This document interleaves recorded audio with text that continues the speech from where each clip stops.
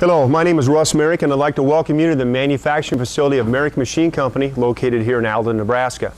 Today what we have for you in our Ruvo product line is the 505 machine. Go ahead, Roger. He's going to assist us here. He's actually going to run through the machine. You guys can watch him as the camera goes. I'll be talking back and forth. 505 actually comes with a 2008 vertical loader that you can buy as a separate option, either initially up front or later on.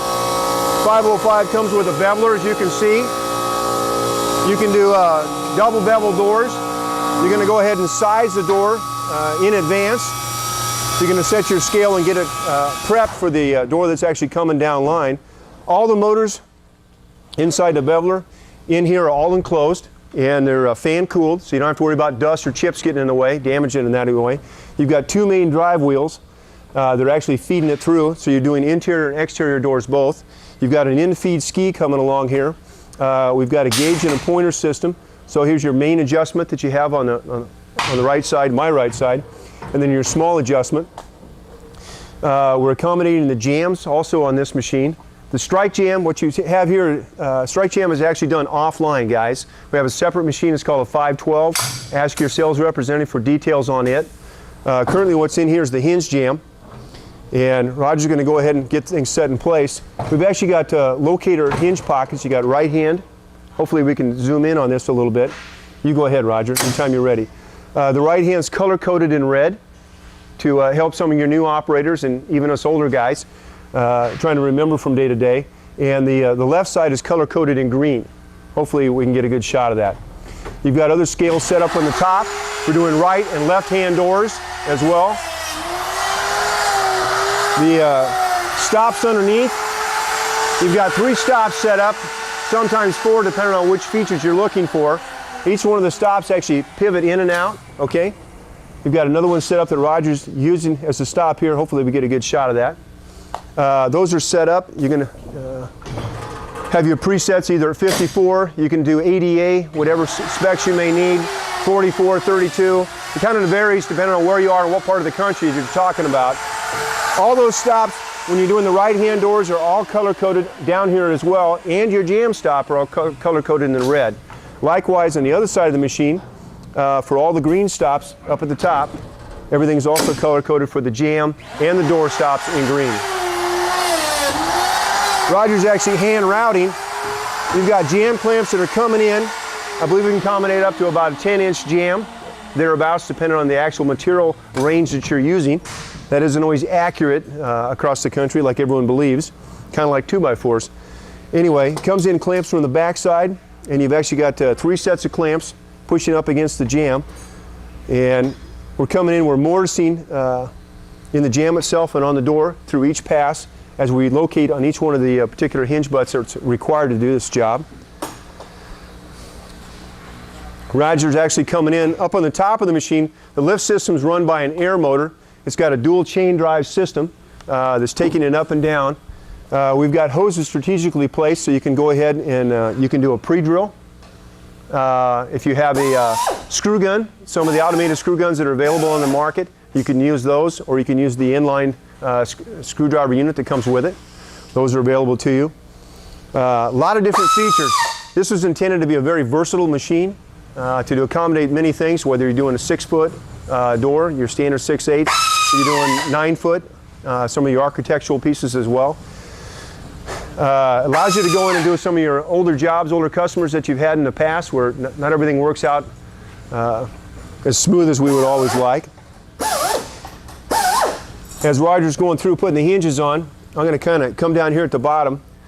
I'm going to run over to this side just a second here. We're going to go down to the bottom.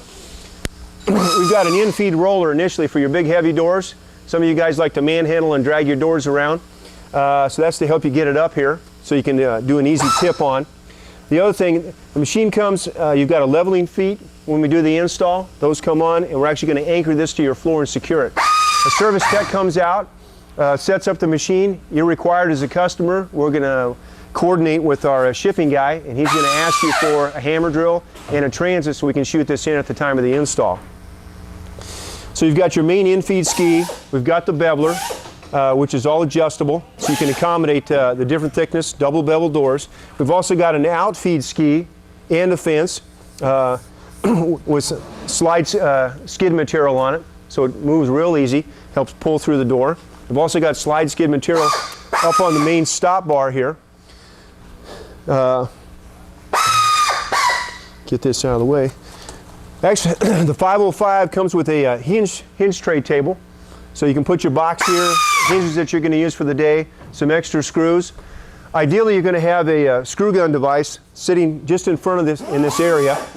I'm going to drag it over here. We've actually got one for you we're going to have in this display.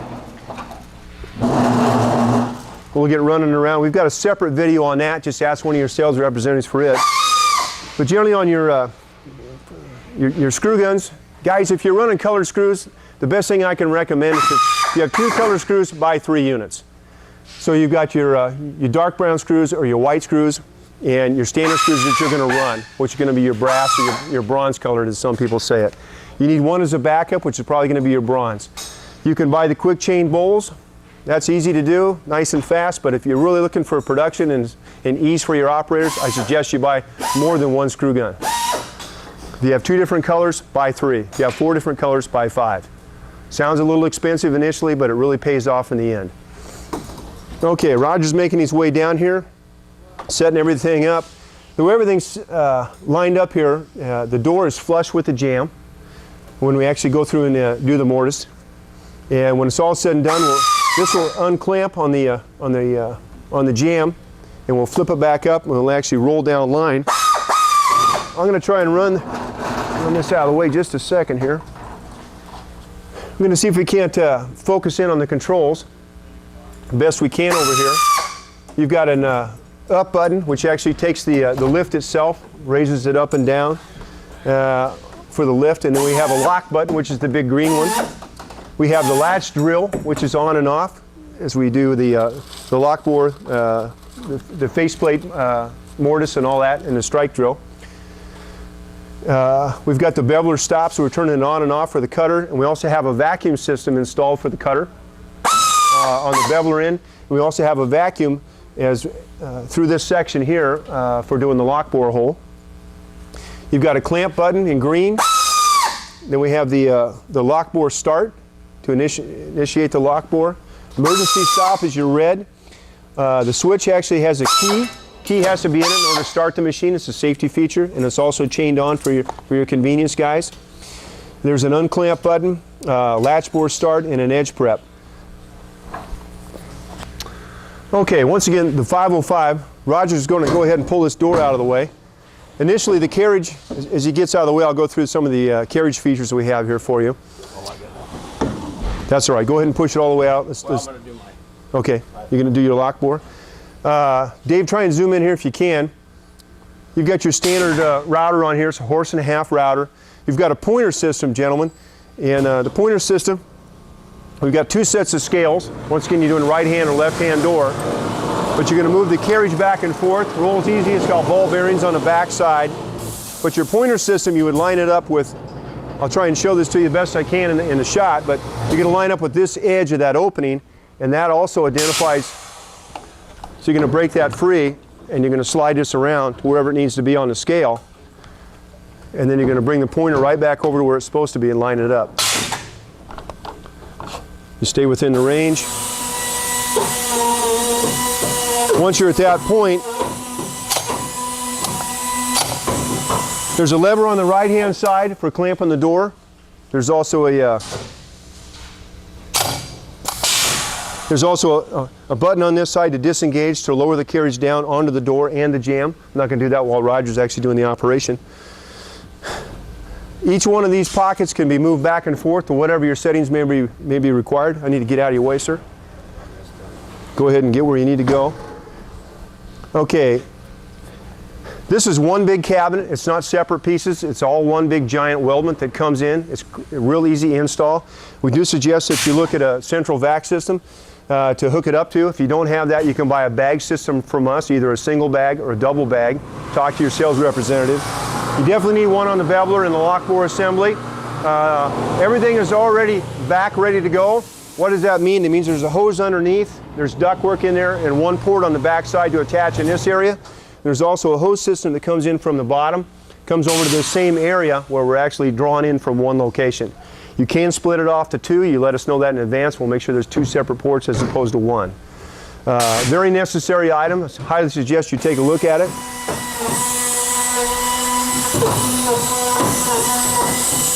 Right now he's going through. He's already done his lock bore operation, and he's drilling for his strike hole, and he's doing the faceplate mortise. All those operations are happening at this time. He's actually rolling it off down line here. Once again, once you get past this assembly, we can actually go up. If you're going to do deadbolt, or you have a range up to 5 inches that you can travel as far as where's your lock bore going to be drilled into the door, positioning wise. We also have another outfeed ski. So we're on skis the entire time, initially before the beveler, in between the beveler, and before the lock bore assembly. And it also has the skid plate material. We're actually coming in clamping the door on a series of clamp systems. It's rack and pinion to squeeze the door, hold it in place while we actually perform the different operations. So initially you're going to set up the door depending on how tall it is. You're going to do your pockets first. Use whichever stop you need. Green once again for left hand, red for right hand. And then you're going to reposition the door depending on what features you need for your lock bore, 2 1/8, what have you. We have a quick adjustment here. If you want to change your back set a little bit, whatever you're needing, up to 5 inch, which I mentioned earlier. That actually happens here. You put a wrench on that, and it has a self-locking screw on it that you can make the adjustment to key it back in. Rollers in place to help guide everything. We have extra stops on here if you're doing architectural doors. You get into the longer 9-foot material. They swing in, they swing out. There's one on either end, which you're going to need for the longer doors, as I mentioned before. This is a 505 machine. Pretty good machine. We've built it for several years now.